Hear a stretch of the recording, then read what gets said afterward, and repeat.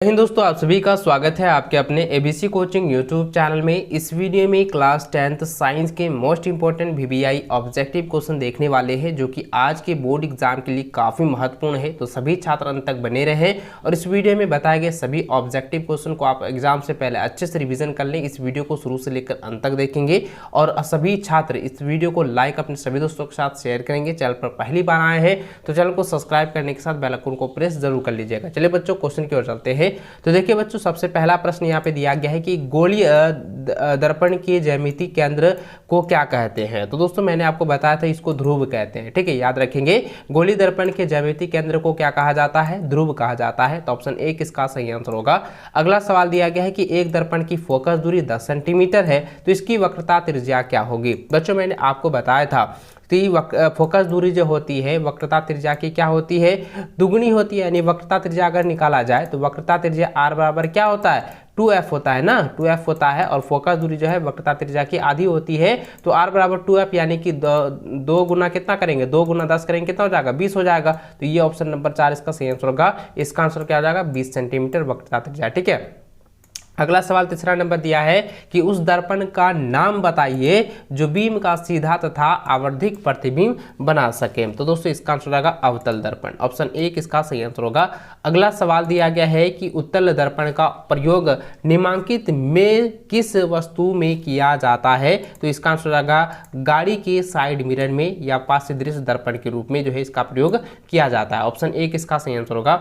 अगला सवाल पांचवा नंबर है कि किसी गोलीय दर्पण तथा किसी पतले गोलीय लेंस दोनों की फोकस दूरियां -15 सेंटीमीटर है। दर्पण तथा लेंस संभवतः है। बच्चों मैंने आपको बताया था, अच्छे से आपको समझाया था कि अगर दोनों अवतल लेंस रहे या दर्पण रहे, अवतल दर्पण या अवतल लेंस रहे, दोनों की जो दूरियां होती है, फोकस जो दूरियां होती है वो ऋणात्मक होती है। ठीक है, तो यहाँ पे जो है -15 दिया गया है। तो अब यहाँ पे समझे कि यहाँ पे दिया गया है कि गोलीय दर्पण जो है, कोई भी गोलीय लेंस है या कोई गोलीय दर्पण है, तो दोस्तों ये दोनों जो है दोनों अवतल दर्पण या अवतल लेंस होगा। तो ऑप्शन ए जो है इसका सही आंसर होगा। इसको आप लोग कॉपी में नोट करके एग्जाम से पहले रिवीजन जरूर कर लें। अगला प्रश्न दिया गया है छठा नंबर की किसी लेंस की क्षमता P और फोकस दूरी f में क्या संबंध है। तो बच्चों इसका आंसर होता है P बराबर 1/f होता है। तो ऑप्शन ए जो है इसका सही आंसर होगा। अगला सवाल सातवां नंबर है कि अभिनेत्र लेंस की क्षमता जिसके कारण वह अपने फोकस दूरी को समायोजित कर लेता है कहलाता है। तो इसका आंसर होगा समंजन क्षमता कहलाती है। तो ऑप्शन नंबर 4 इसका सही आंसर होगा। अगला सवाल है रेटिना प्रकाश को परिवर्तित करता है। तो रेटिना जो है प्रकाश को क्या करता है? परिवर्तित करता है। तो कहाँ पर करता है दोस्तों? यह जो है ना, यह क्या होता है कि विद्युत सिंगलन में जो है परिवर्तित कर देता है। क्या होता है? विद्युत सिंगलन में जो है परिवर्तित कर देता है। तो इसलिए ऑप्शन नंबर 2 इसका सही आंसर होगा। अगला सवाल 9 नंबर है कि जरा दूरदृष्टि दोष यानी जरा दूरदृष्टि को किस लेंस से दूर किया जाता है। मैंने बताया था बायफोकल लेंस से जो है इसका जो है निवारण किया जाता है, इसका उपचार किया जाता है। तो ऑप्शन नंबर 3 इसका सही आंसर होगा। अगला सवाल है कि आकाश का रंग नीला प्रतीत होता है। तो आकाश का रंग जो है प्रकाश के प्रकीर्णन के कारण जो है नीला प्रतीत होता है। ऑप्शन 2 इसका सही आंसर होगा। अगला सवाल 11 नंबर है कि विद्युत शक्ति का एसआई मात्रक होता है। तो विद्युत शक्ति का एसआई मात्रक क्या होता है? वाट होता है। तो ऑप्शन 2 इसका सही आंसर होगा। अगला सवाल 12 नंबर है कि विद्युत धारा मापने वाले यंत्र को क्या कहते हैं। तो दोस्तों इसको एमीटर कहा जाता है। ठीक है, यानी कि विद्युत धारा को मापने वाले यंत्र को क्या कहा जाता है? एमीटर कहा जाता है। इसको आप लोग अच्छे से नोट कर लीजिए। और कहेगा क्या?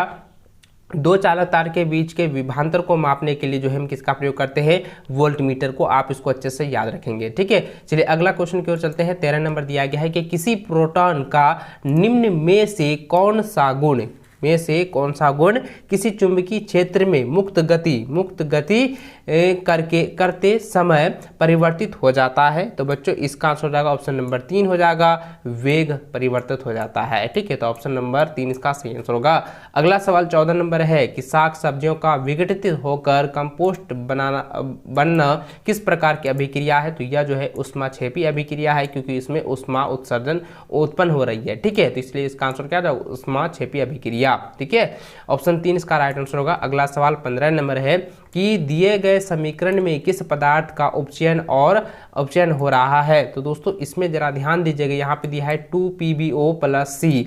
यहाँ पे 2Pb और CO2 यहाँ पे दिया गया है। तो इसको आप लोग अच्छे से समझेंगे, क्योंकि मैंने कई बार आपको बताया था, क्योंकि इसमें जो है उपचयन ये पूछा गया, तो उपचयन जो है ये कार्बन के साथ हो रहा है और अपचयन जो है PbO के साथ किया जा रहा है।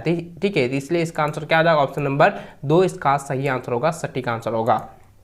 अगला सवाल 16 नंबर दिया गया है कि दिए गए चित्र में किस प्रकार की अभिक्रिया हो रही है। तो दोस्तों आप यहाँ पे देख सकते हैं, यह एक चित्र दिया गया है, इसमें आप देख सकते हैं कि यह जो है प्लास्टिक मग है, इसमें हाइड्रोजन, ऑक्सीजन, प्रकनली, ग्रेफाइट रॉड, जल और यहाँ पे रडर, इसके साथ में जो है एथोड और एनोड के साथ जो है यहाँ पे अभिक्रिया किया जा रहा है। तो इसमें क्या है कि बच्चों यहाँ पे जो है ना, ये वियोजन अभिक्रिया को प्रदर्शित कर रहा है, यहाँ पे बता रहा है, दर्शा रहा है। तो ऑप्शन नंबर 2 इसका आंसर होगा वियोजन। ठीक है, अगला सवाल देखिए 17 नंबर दिया गया है कि क्षार के जलीय विलयन के उत्पन्न होता है। तो क्षार के जलीय विलयन में क्या होता है, OH आयन होते हैं। ठीक है, OH आयन होते हैं, ऑप्शन 2 इसका सही आंसर होगा। अगला सवाल 18 नंबर है कि क्षारीय विलयन का pH का मान होता है। तो क्षारीय विलयन का pH का मान क्या होता है, 7 से अधिक होता है। याद रखेंगे, 7 से अधिक pH का मान किसका होता है, क्षारीय विलयन का। ठीक है, आप इसको कॉपी में नोट करके रिवीजन कर लीजिए। अगला प्रश्न देखिए दोस्तों, 19 नंबर दिया गया है कि धोने के सोडे का रासायनिक सूत्र क्या होता है। धोने के सोडे का रासायनिक सूत्र होता है Na2CO3 × 10H2O। ऑप्शन 4 इसका जो है सही आंसर होगा, इसको आप लोग कॉपी में नोट करके रिवीजन कर लीजिए। अगला प्रश्न देखिए 20 नंबर दिया गया है कि साइट्रिक अम्ल का प्राकृतिक स्रोत क्या है। तो बच्चों इसका आंसर होगा संतरा। ठीक है, संतरा का जो है, संतरा में क्या होता है, साइट्रिक अम्ल पाया जाता है। तो ऑप्शन नंबर 1 इसका सही आंसर होगा। अगला सवाल 21 नंबर है कि दिए गए किस लवण में क्रिस्टलीकरण का जल मौजूद है। तो बच्चों इसका आंसर हो जाएगा, ऑप्शन नंबर 3 हो जाएगा, CuSO4 × 5H2O। ठीक है, ऑप्शन नंबर 3 जो है इसका सटीक आंसर होगा, राइट आंसर होगा। अगला सवाल 22 नंबर दिया गया है कि कौन सी धातु आसानी से संक्षारित नहीं होती है। तो दोस्तों इसका आंसर होगा सोना। सोना जो क्या है, आसानी से संक्षारित नहीं होता है, इसलिए ऑप्शन नंबर 1 इसका सही आंसर होगा। अगला सवाल है कि कौन सा अधातु गैसीय अवस्था में पाई जाती है। तो दोस्तों इसका आंसर हो जाएगा हाइड्रोजन जो है ये गैसीय अवस्था में पाई जाती है। तो ऑप्शन नंबर 1 इसका सही आंसर होगा। अगला सवाल 24 नंबर है कि सीसा एवं टीन के मिश्र धातु का नाम को क्या है, या यहाँ पे पूछा गया है कि सीसा और टीन के मिश्र धातु को क्या कहते हैं। तो सोल्डर कहा जाता है। ठीक है, याद रखेंगे, सीसा और टीन के मिश्र धातु को सोल्डर कहा जाता है। ऑप्शन 1 इसका सही आंसर होगा। अगला सवाल देखिए 25 नंबर है कि ब्यूटेनॉन चतुकार्बन यौगिक है जिसका प्रक्रियात्मक समूह होता है। तो इसका जो प्रक्रियात्मक समूह क्या होगा बच्चों, कीटोन हो जाएगा। ठीक है, याद रखेंगे कीटोन, ऑप्शन 3 इसका सही आंसर होगा। अगला सवाल दिया गया कि आवर्त सारणी के दीर्घ रूप में आवर्तों की संख्या है। तो आवर्तों की संख्या कितनी हो जाएगी, यहाँ पे 7 हो जाएगी। ठीक है, ऑप्शन 1 इसका राइट आंसर होगा। अगला सवाल 27 नंबर है कि कौन परजीवी नहीं है। तो दोस्तों इसमें से कौन जो है परजीवी नहीं है। तो बच्चों इसमें जो है राइजोबियम जो है ये परजीवी नहीं है। ठीक है, ऑप्शन 2 इसका राइट आंसर होगा। अगला सवाल 28 नंबर दिया गया है कि पौधों में जाइलम निम्नलिखित में से किसके परिवहन के लिए जिम्मेदार है या जिम्मेवार है। तो दोस्तों इसका आंसर होगा ना, बहुत ही आसान तरीका से दिया गया है और ये कई बार मैंने आपको बताया था, इसका आंसर क्या हो जाएगा, पानी हो जाएगा। ठीक है, यानी वाटर। ठीक है, ऑप्शन 1 जो है इसका सही आंसर होगा। अगला सवाल 29 नंबर दिया गया है कि मनुष्य के हृदय में कोष्ठकों की संख्या होती है। तो 4 कोष्ठक होते हैं। ठीक है, याद रखेंगे 4 कोष्ठक होते हैं। ऑप्शन 3 इसका सही आंसर होगा। अगला सवाल है कि एक पादप हार्मोन का उदाहरण है जो वृद्धि को बढ़ाता है। देखिए पादप हार्मोन का उदाहरण आपको बताना है जो कि वृद्धि को बढ़ाता है। तो वृद्धि को कौन बढ़ाता है बच्चों, तो यह हो जाएगा जिब्बेरेलिन। ठीक है, जिब्बेरेलिन। तो ऑप्शन 1 जो है इसका सही आंसर होगा जिब्बेरेलिन। ठीक है, इसको आप लोग कॉपी में नोट कर लीजिए। अगला सवाल दिया गया कि ऑक्सीजन है। तो ऑक्सीजन क्या है, तो ऑक्सीजन एक प्रकार क्या है बच्चों, यह एक हार्मोन है। ठीक है, ऑक्सीजन क्या है, एक हार्मोन है। तो ऑप्शन 1 जो है इसका सही आंसर होगा। अगला सवाल है कि मानव मादा के निषेचन कहाँ होते हैं। तो मानव मादा में जो है निषेचन जो है, जरा ध्यान दीजिए, कई बार एग्जाम में पूछा गया है, यह डिंब वाहिनी में होता है। ठीक है, याद रखेंगे डिंब वाहिनी में, जिसको हम लोग फ्लैपियन ट्यूब्स भी कहते हैं। ठीक है, चलिए अगला सवाल है कि जनन संचारित रोग है। तो जनन संचारित रोग कौन है, तो दोस्तों इसका आंसर हो जाएगा ऑप्शन नंबर 4 हो जाएगा। ठीक है, क्योंकि ये सभी जो है, ये देखिए सिफिलिस, एड्स और गोनोरिया, ये सभी क्या है, ये जनन संचारित रोग है। तो ऑप्शन नंबर 4 इसका सटीक आंसर होगा। अगला सवाल 34 नंबर देखें तो यह दिया गया है कि मेंडल के प्रयोगों में टी क्या दर्शाता है, तो टी जो दोस्तों यह क्या दर्शाता है, बौनापन को दर्शाता है और अप्रभावी लक्षण को दर्शाता है, इसलिए इसका आंसर होगा ऑप्शन नंबर 4 हो जाएगा। 2 और 3 दोनों को ये जो दर्शा रहा है, यानी कि बौनापन और अप्रभावी लक्षण को भी यहाँ पे दर्शा रहा है। ठीक है, तो ऑप्शन 4 इसका राइट आंसर होगा।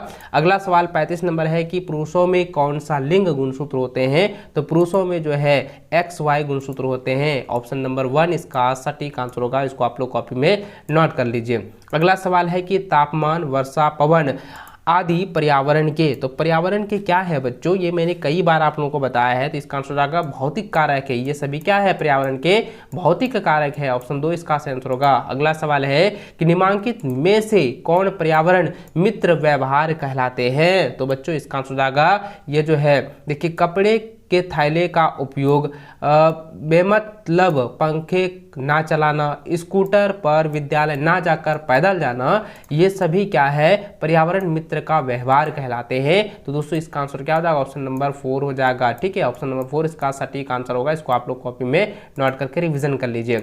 अगला सवाल दिया गया कि खादिन पाए जाते हैं, तो खादिन जो है कहाँ पाए जाते हैं, तो खादिन जो है राजस्थान में पाए जाते हैं। ठीक है, ये मैंने कई बार आपको बताया है, राजस्थान में पाए जाते हैं। ऑप्शन नंबर 1 इसका सही आंसर होगा।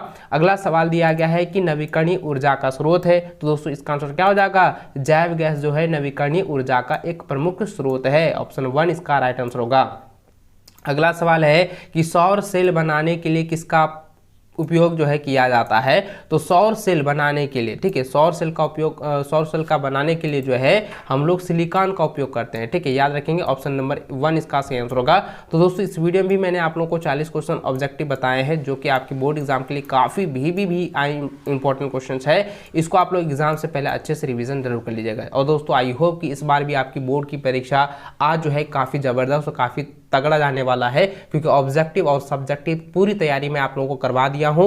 और आपने अभी तक उन सभी वीडियो को नहीं देखा है तो एक बार जरूर रिवीजन कर लीजिएगा, प्लेलिस्ट पर जाकर एक बार चेकआउट जरूर कर लीजिएगा। आपकी 100% जो है तैयारी कंप्लीट हो चुकी है और इस बार साइंस में भी आपको 80 में 80 दिलवाने का मेरी पूरी गारंटी है। तो आप बशर्ते आप उस वीडियो को देखिए और अच्छे से आप लोग तैयारी अभी तक जो है नहीं की है, इसको आप लोग एक बार जरूर देख लीजिएगा, रिविजन जरूर कर लीजिएगा। ठीक है,